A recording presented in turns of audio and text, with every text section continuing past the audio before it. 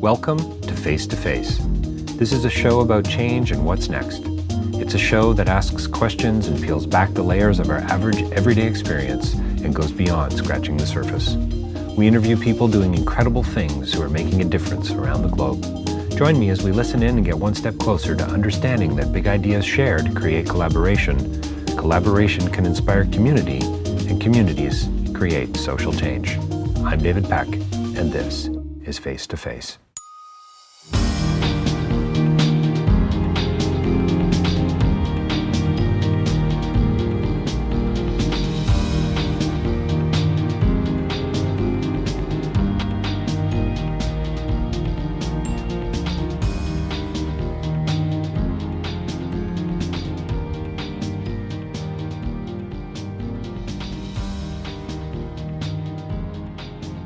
So my interview today is with Daniel Zuckerbrot. He is a member, a part of the family of real-time images, working with Donna Zuckerbrot and his son Josh Zuckerbrot. And Daniel's a filmmaker. He's a documentarian. He's a philosopher. He's a magician. He's a thinker. He's a guy who, in my mind, is incredibly thoughtful and concerned about a great many things. We talk about David Suzuki and the environment. We talk about we sort of talk about what it means to be an aesthetic vegetarian, but that's just a little bit of a tease for you vegetarians out in the audience. But we do talk about the film business, and we talk about compromise, and we talk about passion and purpose, and the Canadian film business. We talk about great documentaries as a whole, and about Michelangelo, and who exactly was his client, and we talk about this idea of being in the middle of this filmmaking process and wondering, where did my story go? So fascinating conversation with Daniel. As I said, thoughtful guy. You'll hear a little bit of noise in the background, and that's Isis and Cleo, two really big dogs. And lovely, wonderful, but they were in fact a part of the interview as well. So if you do hear them, you'll know why. Daniel Zuckerbrot coming right up. Don't forget davidpecklive.com for more information about my podcasting and about my speaking, and about my writing and my connections to Face to Face. You can help support that through patreon.com if you're interested, and keep us live and keep us going. And don't forget rabble.ca for more information about other podcasts, but also other interviews that I've done with Face to Face as well. So stay tuned for Daniel Zuckerbrot coming right up, real-time images. Well, welcome to Face to Face. We're joined by another very special guest today, a filmmaker, another filmmaker. Imagine that. Daniel Zuckerbrot is here today from Real-Time Images. That's the name of the production company. And Daniel is kind of, he's got his fingers in a lot of things, and including being an aesthetic vegetarian. So we're going to get to that a little later. Daniel, thanks for your time today. You're very welcome. So you've pretty much been a filmmaker all your life. Producer, creator, writer of some kind. You've been dabbling for years. Yes, I worked on my first film as a researcher in 1974, I think, or 1975. While I was sort of in university, got a summer job. And only in Canada? Would you call yourself a Canadian filmmaker, capital C? I would. I mean, our films, I've done films for often we work with international broadcasters. So we'll have an American broadcaster as a partner, or European. But certainly I'm a Canadian filmmaker. And is that and are you a Canadian filmmaker because you live in Canada, or because there's something about Canadian stories, Canadian the Canadian ethos that has appealed to you in a way that other types of filmmaking hasn't? Yes, I think I'm inescapably a Canadian filmmaker. Nice. For a number of reasons. I mean, I wasn't born here, but I was raised here. I've been here since I was an infant. And, because the niche that I say we because Real-Time Images is me, my wife Donna, and our son Josh. And it's a little family business run from our kitchen table. Nice. But we are in a particular niche. We're not, we don't make films for festivals, even though sometimes they end up in festivals. Okay. And we don't make films as journalists or hobbyists. We're documentary filmmakers who work in international television documentary, primarily. So it's not something I do sometimes or as a occasional activity or simply to express myself, even though it can be all those things. It's how we've made a living, how we put our kids through school and all that. So I'm one of those guys you just described, because I'm trying to make a movie about, as we've talked about, this Sun Ratana, this Cambodian former child soldier, and I'm starting to dabble a little bit here and there. I think it's great. Yeah, no, it is neat, and it's kind of, it's a whole new world, right? People can take a camera. You can do it on an iPhone, right? You can make a 7-minute film or a 65-second film, right? Or longer. Or longer. Putting it together. It's pretty remarkable. From 1974 to now, as a researcher, things have changed so radically. Oh yeah, it was a world of film, and yeah, it was so different, right? Canisters and just equipment. What a different way to tell stories. You're inescapably Canadian. What does that mean? Well, partly because I was raised here. This is the environment I grew up in. These are the values I imbibed. But also because, and this is why I was getting lost in the thing of industrial filmmaking, is I'm part of an industry that relies on Canadian broadcasters, that relies on Canadian cultural monies. There's a Canadian media fund, tax credits. Like most industries, we tap into that. Now, this industry I'm talking about is actually coming to an end. It doesn't exist as it did even 2 or 3 years ago. In Canada, so documentary is very popular now. Yes, right? Yeah, it seems the to festivals, be. Yeah, absolutely. There's a few big docs every year. Yeah. But in terms of what's actually on your television, in terms of broadcast, in Ontario, there's the CBC, who has Nature of Things, that does science and related documentaries, science and nature. There's First Hand, which does documentaries usually from a POV kind of doc. Sure, yeah. TVO does 2 or 3 a year, I believe, so no more than 5 or 6. And that's about it. There used to be, for a long time, the specialty channels were into documentaries. So Discovery did science docs, right. History Channel did history Sure. docs. That hasn't been true for many years, right? History Channel does, well, actually, no. They do feature films, dramatic films, and they do sort of those game show things and, reality shows like Pawn Stars. Right. Yes, I've seen. Those are all history. I haven't seen it, but I know of it. Yeah. It's a long ways from the concept. So it sounds like it's about money, but it sounds like it's not about money. We've got this level of interest in doc film that seems to be growing, and yet I'm hearing, I think, from you, this pool of money or pool of broadcaster influence or interest is dropping. It's dropping, and I think it's good that it drops. Okay. Yeah, it was a model that allowed me to make a living, and I appreciate that. And sure.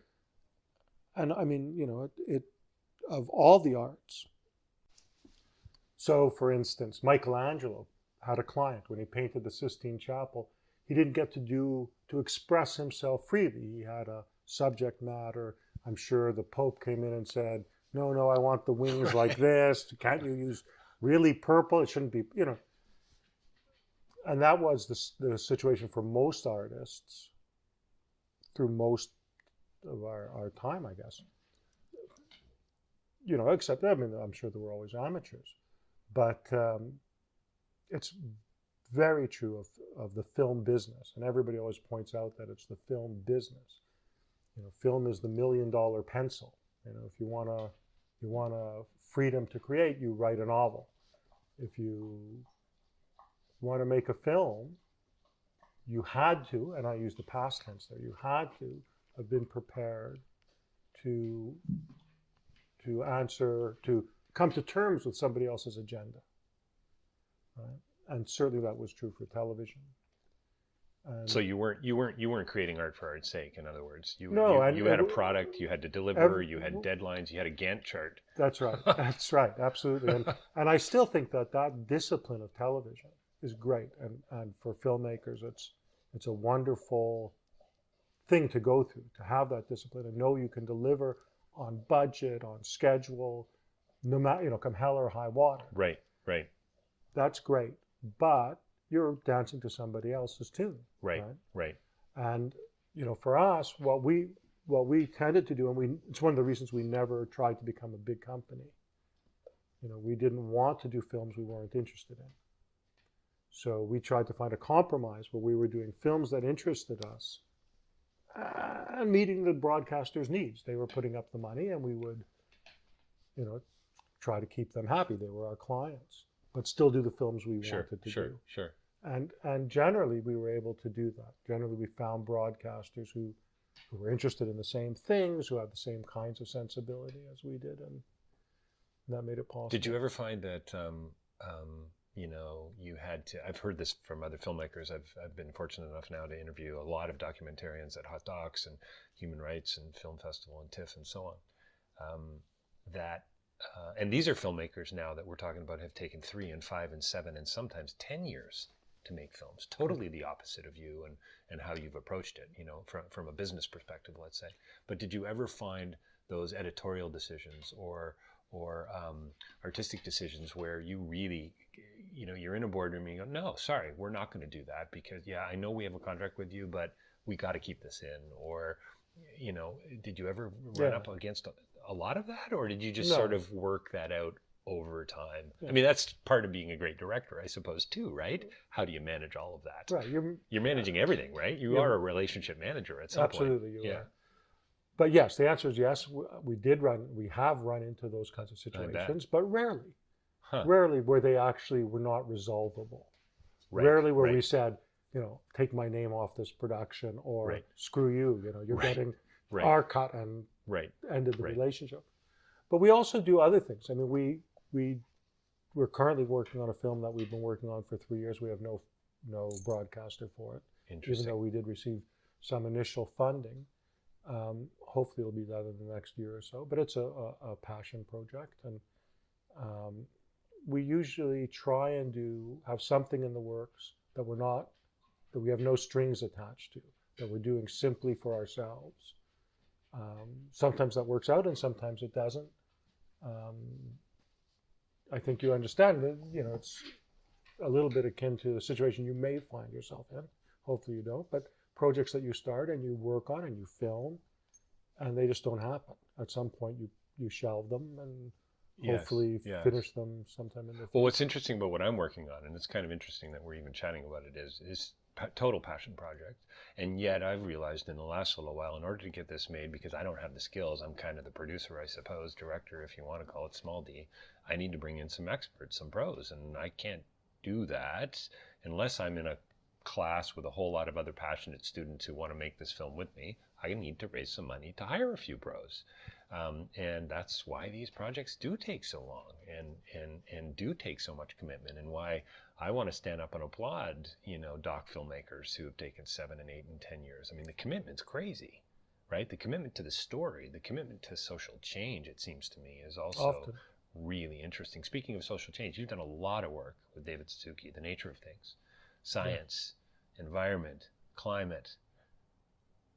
Tell me about that a little bit. So, I mean, that's got to be pretty. I mean, that's got to be kind of a combination between passion and profit. Absolutely. I was really lucky. I was really privileged to have this relationship with both David and the nature of things.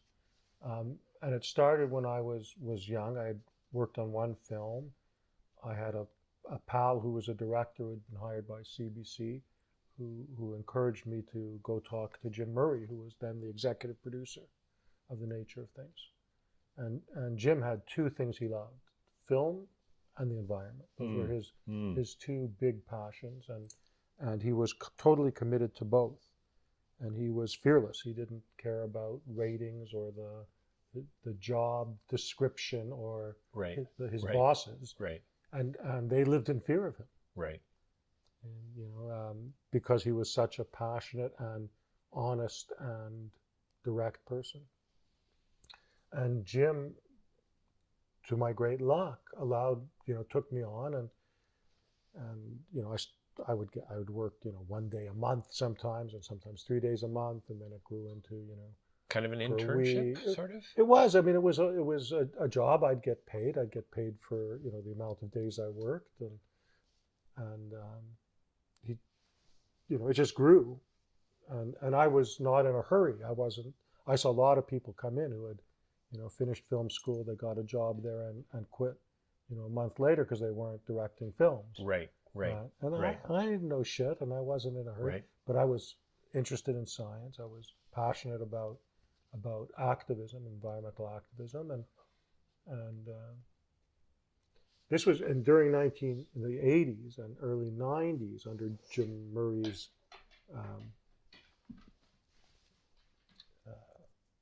during his tenure as the executive producer, the nature of things became the environmental activist film production unit in the world. So, there was at BBC, who has a huge tradition of natural history filmmaking. We used to sometimes meet those guys at the field or in conferences. Right. And they were always jealous because they had much bigger budgets than we did. They were doing much higher, blue chip natural history kind of stuff to international acclaim. But they couldn't address the environmental issues that they were concerned about because it wasn't in their mandate. Oh, okay. Right? So, they would do a film on, the white grizzly bears of this park. Right. And you'd have this wonderful photography and this wonderful story, and you learn all about the bears. But they wouldn't show you the huge road that was cutting through that park where the bears were getting hit by trucks. Right. For us, that would be the focus of it. We would talk about the bear and its environment. That was Jim's mandate to us, right? The creature in its environment. And the environment as it is, not as you want it to be. Right. So, Which is a pretty interesting comment about documentary filmmaking as a whole. Werner Herzog would say, I don't really care if it's true or not. I just want it to be a part of the story because, truth is sort of, I don't know, small t or capital T, I suppose, depending on your perspective. But I want it to be a part of this bigger story that I'm trying to tell about the environment or whatever. So would you fall into line with that? It doesn't sound like it. It sounds like you want a wide angle on this. I'm old school. Right. I'm old school. Right. I don't, I'm not hard-ass. I don't know if you followed the recent controversy about the eagle hunter. No. It's a beautiful film. I know the film. Yeah. So there was the BBC. Mongolia, right? Yeah. Yeah. There was some articles written about, is this documentary? Because there was a bit of a controversy about how much of it was staged. Oh, okay. Yeah. And, there are people who are real hardline about stuff like that. When I worked with Patrick Watson, he was representing History Channel at this juncture, this many years ago, for a series called The Canadians. And Patrick was very opposed to any kind of reenactment. Yes, I remember having conversations with him way before I started doing a podcast. I remember this. Right. Yeah. And because he saw it as a slippery slope. Interesting. Right? Okay. If people don't know that this is real, right. If you put doubt, where is the line? Right. We shouldn't be showing things that aren't true and claiming it's documentary. I mean, you shouldn't use animation or illustrations. It raises some pretty interesting questions as a filmmaker, right? Ethics, right? The ethics of filmmaking, it's huge. Yeah. So I'm not hardline about it, but I certainly am a believer in truth with a capital T. Right. Truth from a perspective, no doubt. Yeah, no doubt. Nonetheless, truth. Yeah, but you're doing a disservice not only to the environment, to the polar bear, to storytelling if you don't show the road. That's right. Right, that the polar bears are getting hit by. It seems to me, anyway. But again, if you're now being driven by, say, profit and a broadcaster who says we need to do X and Y, this is why I guess I'm hearing Jim was such a incredible find for you. Yeah. Film in the environment. So I don't know. I'm hearing passion really drives what you do and commitment to the cause and all those things, and yet you do kind of have to dance a bit of a. If Michelangelo could do it, I'm in good company, right? Yeah, no, it's great. The Pope, I mean, I won't ever forget that. The Pope comes in with his notepad. Yeah. Yeah, can we get a little more purple over here? I mean, come on, Michael. I mean, what are you doing to me? Yeah. It's true, right? That's right. It's absolutely got to be like that. And Michael, of course, is thinking, okay, I can charge him for that and an extra. Yeah, I'm gonna make my money back here. Got to build more scaffolding. Come on.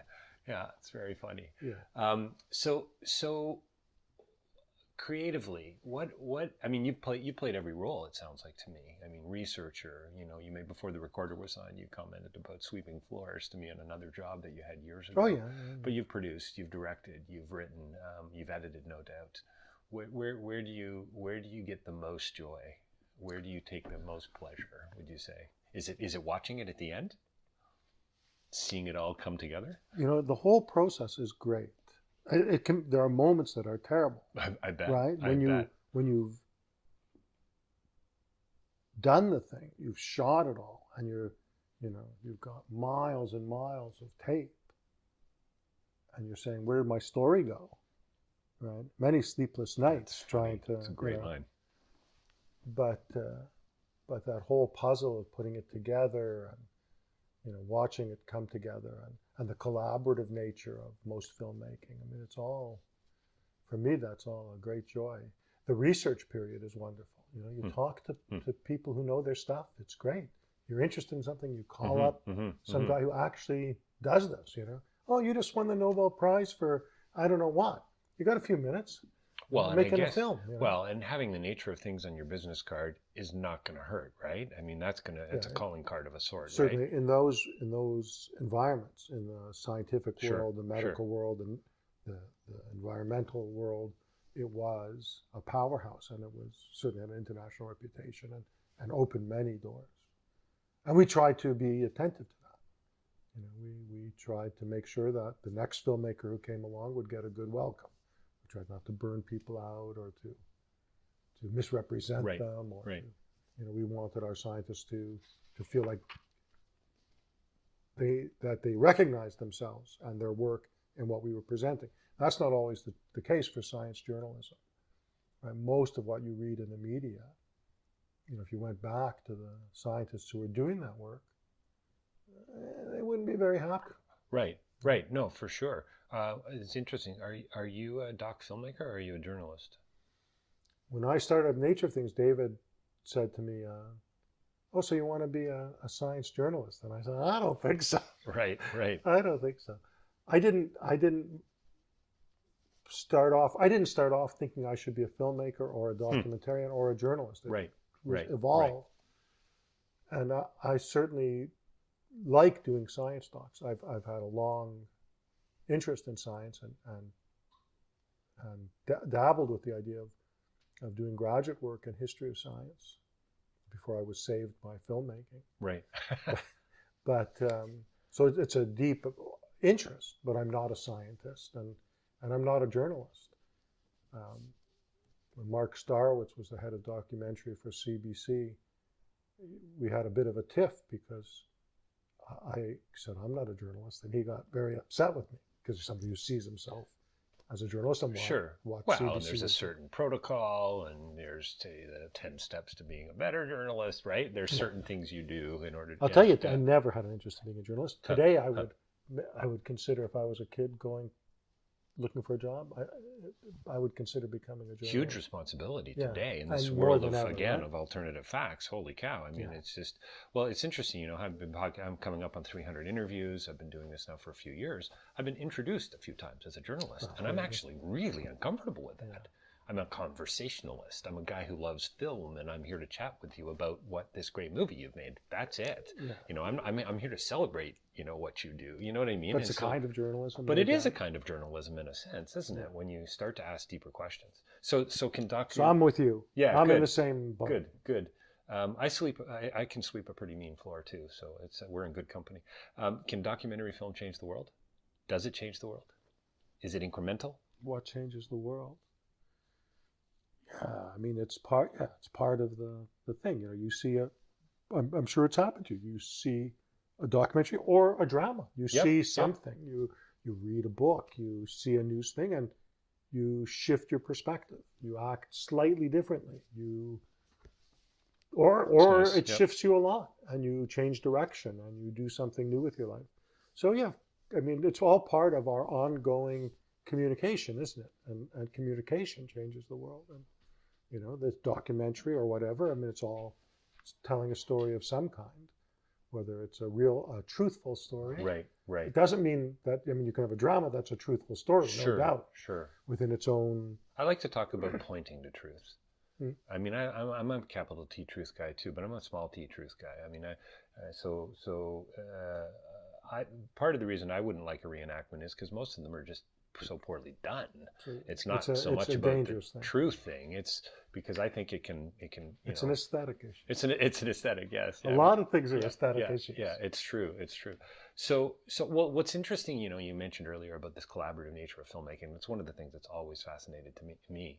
I wonder too, and I wonder if David Suzuki, if he was here, if he would say the same thing from an environmental perspective. Is change collaborative? So this idea that I'm reading a great book and then I come across a great poem and then I see a great film and I'm having a conversation later that week and you go, oh, okay, now it all makes sense. But without those steps, it wouldn't have come together in that moment. I'm sure David feels like that. And he often tells stories along those lines. Like David's an accomplished scientist. He's an accomplished writer. He's an accomplished, television host and all that. But he's a pretty humble guy.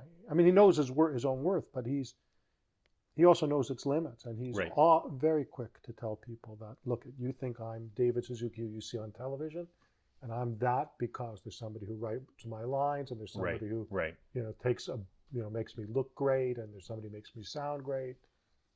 He's very aware of the theater of it. The theater of it, and the enormous amount of effort by different people that go for the same, I'm sure, with his foundation. It has his name on it. Sure. But it's an enormous teamwork of dedicated people. Yeah, no doubt. Yeah.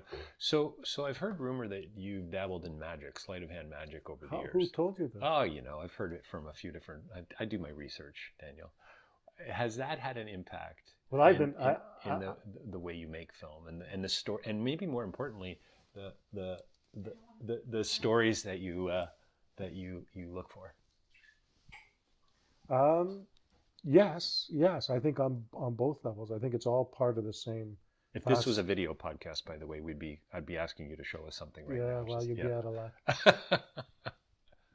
I perform very rarely these days. I still do occasionally. Okay. But very rarely. And never in front of magicians. Right. And never in front of magicians. That's a good idea from what I understand. Yeah. So, historically, the two, magic and filmmaking, are intertwined. Yeah, very much so. And I think they remain intertwined. The magic of the movies is a real part of magic. But, more concretely, I Donna, my wife and partner in filmmaking, and I both are fans of magic. And we look for opportunities to do films about magicians. So, magicians and related sort of topics. Subjects. Donna's done films related to perception, things on, sort of hypnosis and trance and perceptual issues, as well as she's done biographies of witchcraft, seances. I mean, there's so many different things. So we've done a lot of that, as well as doing natural a lot of science. Right? We can go back to Paracelsus. When's your doc on Paracelsus? We go back further. Yeah. So yeah, we did a whole series some years ago called Enigma, on unusual beliefs and individuals. So we did tarot cards and Houdini's death and zombies and. Well, it's such a rich world to draw from. The more I learn about it, and I've been, as most of my listeners know, and too, I've been studying it for years, and I'm always blown away at what I don't know about the history of magic. Oh, that guy did magic too? Like, are you kidding me? And the connections are just, I think that's what I'm learning. I'm less and less of a performer all the time and more of a, almost, I don't know, historian, I guess you could, or an academic. I just love the connections. What's that? I just say I'm a fan. You just say you're a fan. Nice. But it is a little more studious than that. So let's wrap it up here in a couple minutes. But so what's next filmmaking wise in Canada? You're inescapably Canadian. I'm sure a lot of young filmmakers listening to this are the same. I've never referred to myself as that, but I think I would probably fall into that category as well. What's Amazon doing? What's Netflix doing? Well, that's the way question, filmmaking, Like what you said that things are kind of changing financially, or at least I think that's what I heard when we first started in Canada, that money's not there, and internationally. And yet more docs seem to be being made today, which is kind of quite an interesting paradox, really. That's right. And I think you touched on the reasons why earlier. The technology is very different. When I started, we were shooting 16 millimeter film. A magazine loaded with 16 millimeter film would last 10 minutes. And it would cost $400 to buy that film and process it up to the work print. So that wouldn't be ready to air, but that would be ready to start cutting. Right. This is even before editing. Yes. You've just processed the film. That 10 minutes of film to process, to buy and process, forget about shooting it in the cost. Right, all the other stuff. Wow. Would be $400 for that 10 minutes. Yeah. Like you say, you pick up your iPhone now and shoot 10 minutes of in 4K. In 4K and you get the beginnings of the film. Why not? So, and two, we're now back to that whole journalism thing, right? How things have changed. I interviewed a filmmaker a few years ago at TIFF. Silver Water is the name of the film, and it was a Syrian filmmaker who had been barred from coming back to Syria, living in France. A woman on Facebook contacts him and says, "I'm here in Aleppo. I have a camera. Direct me." Isn't that great? And they made a movie together. Welcome to the future. Absolutely brilliant. I mean, it's terrifying film. It's all this, beautiful footage, but also just it's Facebook footage and YouTube footage and cell phone footage. Like really crummy stuff. But they put it together in such a way that's quite a beautiful, moving piece, So I think those two issues, if the industrial model of international television documentary is changing, the reason I think it is for the best is because it opens up. I mean, it's not great for me, right? Or not at the moment, but it's the end of one model and the beginning of others. I mean, I think it reflects very much the changes in technology. But it also reflects the general crisis of our civilization. It's not a pleasant situation. The world right now is in a mess. The situation is quite desperate, and there are people who are clusterfuken, I believe, as Stephen Colbert would say. Yeah. And there are people who are very apocalyptic in their vision of this. And I think it's like with this other stuff. It's a difficult and perhaps unpleasant situation. It's unfortunate, but it's also great. It's the end of a civilization. It's potentially the beginning of another one. It's transitional times, and they are difficult times. And the same for old farts like me, who grew up in one model of filmmaking, and are now facing the challenges of another. I think it's it's like when literacy came in. Imagine there was a time not that long ago when most people weren't literate. If you wanted to write a letter, you would go to somebody, you'd pay them, they'd write the letter for you. Right. You needed something read. Right. And then everybody learned to read, and Gutenberg came along.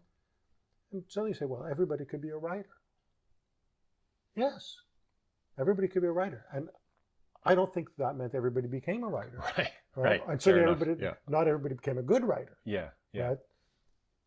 But I think the level of appreciation of good writing went up. Because before there were 10 guys who could read. And look at the worlds and the perspectives that it opened us up to, right? Yeah. I mean, remarkable, right? In a sense. Yeah, you're very hopeful, really. Oh, yeah. Which is great, which is wonderful. Consider, did you call yourself an old fart earlier? I think you might have. I did. Yeah. But you're so not cynical at all. And I think that's really wonderful. I don't know who came up with the phrase, but I'm a short-term pessimist and a long-term optimist. Okay. I think I'm quite realistic in my assessment of the difficulties that we face in the next little while. But yeah, I'm very optimistic. It's good. So final question. When does the work on the documentary on Trump start? Have you started research yet? There's been some good ones, and I'm sure there'll be more. Oh man, there's a few coming, I think. And there's been some wonderful ones already. Oh, is that right, eh? Yeah. There's a great doc that was done a few years ago about the Trump-Scottish golf course conflict. Okay. And worth viewing in the current Well, situation. there's certainly going to be a lot of material there. Yeah, I think yeah, the iPhone is going to come in it's handy. like for comedians. It's Just a rich field to It's plow. unbelievable. Listen, Daniel, thanks for your time today. Daniel Zuckerbrot from Real Time Images here with us today on Face to Face. And yeah, we didn't get to aesthetic vegetarianism, but perhaps in part 2. In part 2, then. Thanks very much. I'll think of something cool to say. Sounds good.